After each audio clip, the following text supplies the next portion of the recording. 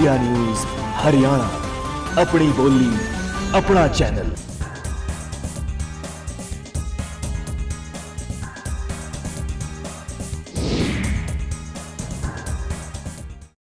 इनको ये इस गलत टिप्पणी कर रहा है ओम प्रकाश जी के प्रति या उनके प्रति, लेकिन वो खुद के कैंडिडेट आज से 2 महीना पहले तक की जो बात है, जिसको उन्होंने अपने टिकट के ऊपर लड़ाया था और वायदा किया था कि तेरा समर्थन करेंगे, उसको जाके पूछो तो सही कि आज उनकी क्या राय है, इनकी वफा के अंदर और करनी के अंदर कितना फ़र्क है, करनी और कथनी में कितना फ़र्क है। तो मैं नहीं मानता कि ये इस तरह की बात का मेरे को खुद जवाब देना चाहिए, जनता जानती है।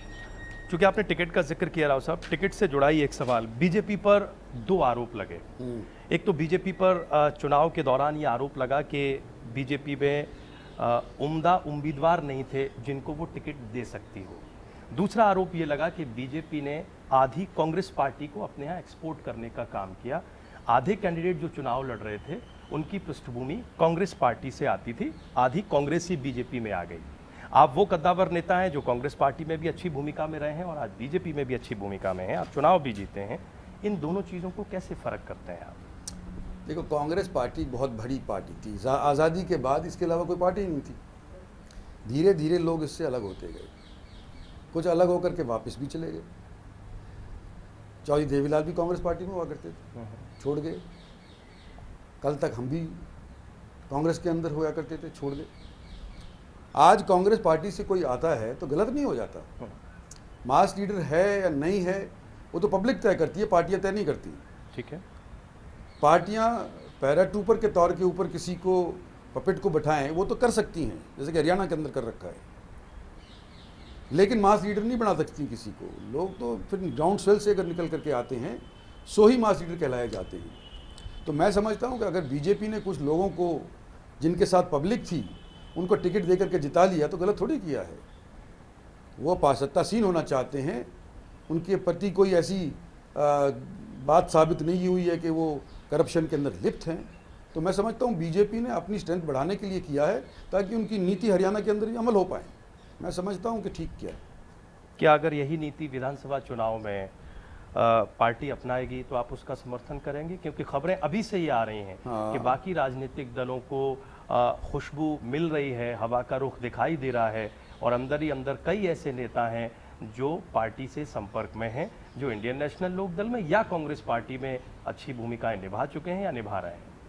आज तो जितने भी कांग्रेस के एमएलए हैं किसी न किसी दरवाजे से दूसरा घर तलाश कर रहे हैं, लेकिन आज जब फैसला करते हैं, जब बीजेपी सत्तासीन हो गई है, उनको लेना या ना लेना बड़ी सोच विचार के बाद निर्णय लेना होगा। क्योंकि आज तो ये मौका परस्ती का शिकार होकर, मौका परस्ती की वजह से आ रहे हैं। जिन लोगों ने कांग्रेस पार्टी को जब छोड़ा था, जब कांग्रेस पार्टी शिखर के ऊपर थी, जब ये नहीं मालूम था कि भारतीय जनता पार्टी सत्तासीन हो जाएगी, उनमें और आज के अंदर जो डिफेक्ट करके आएंगे उनमें फंतर तो है। तो सोचना पड़ेगा और इंडिविजुअल केसेस को कंसिडर करके उनको लेने या ना लेने का फैसला करना चाहिए। मेरा तो यही सुझाव रहेगा। राव साहब, आप एक ऐसे नेता हैं जो अब 2 राजनीतिक कल्चरों को देखता समझता है। आप कांग्रेस पार्टी में रहे, कांग्रेस पार्टी के आप बड़े नेता रहे, प्रदेश में बड़ा कद आपका रहा, आपने कांग्रेस पार्टी के कल्चर को भी बड़ा नज़दीक से देखा। अब आप बीजेपी में हैं, आप बीजेपी के टिकट पर चुनाव जीते और आप मोदी मंत्रिमंडल में हैं। अगर 2-3 बातें आप फ़र्क करें बड़ी गंभीरता से कि उस पार्टी का पॉलिटिकल कल्चर ये है, इस पार्टी का पॉलिटिकल कल्चर ये है, तो किन 2-3 बातों का जिक्र करेंगे? देखो, मोटे मोटे तौर के ऊपर तो मैं यूँ कहना चाहूँगा कि जब हम कांग्रेस के अंदर शुरुआत के अंदर गए थे, उस टाइम कांग्रेस एक विचारधारा थी, सभी उसके अंदर शामिल थे। गरीब था, किसान था, मजदूर था, बड़ा था, छोटा था, सब बिरादरी शामिल उसके अंदर थी और सभी के लिए सोच होया करती थी। धीरे धीरे ये घटती गई, टलती गई, निजी स्वार्थ सामने आते रहे और इसी वजह से मैं समझता हूँ कि पिछले दिनों के अंदर कांग्रेस के ऊपर लोगों का एतबार हट गया। ये तो प्राइवेट लिमिटेड कंपनी बन गई है। और जो एक प्रजातांत्रिक पार्टी के अंदर सबसे अहम बात या फाउंडेशन होनी चाहिए वो ये है कि इंटरनल पार्लियामेंट्री डेमोक्रेसी होनी चाहिए। अगर कोई निराश हो गया है तो उसकी ग्रीवेंसेस रेड्रेसल मैकेनिज्म के तहत उसकी बात हाई कमांड तक पहुंचाने की एक कोई जरिया होना चाहिए। तो ना तो कांग्रेस के अंदर इंटरनल पार्टी डेमोक्रेसी रही, ना ग्रीवियंस रिड्रेसल मैकेनिज्म रहा।